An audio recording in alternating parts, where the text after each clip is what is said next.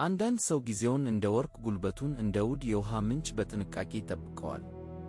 እሱ ጫጫታ ውስጥ አትየውም፣ ትርጉም በሌለው ወሬ አይጠፋም። ትኩረቱን ከዋናው መንገድ የሚያስቱ ነገሮችን በጥብቅ ይርቃል። የራሱን ሰላም፣ የራሱን ዕቅድ፣ የራሱን ዝምታ ይመርጣል።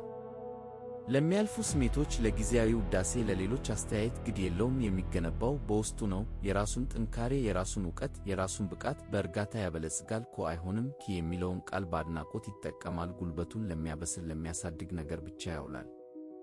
በእርምጃው ልክ ፍጥነትን አይፈልግም። ነገሮችን ያሰላስላል፣ ይታገሳል። ውጤቱ ራሱ ይናገራል ብሎ ያምናል። ማስረዳት አያስፈልገውም። ያንን ጥንካሬ፣ ያንን ራስን የመግዛት ችሎታ ታየዋለህ።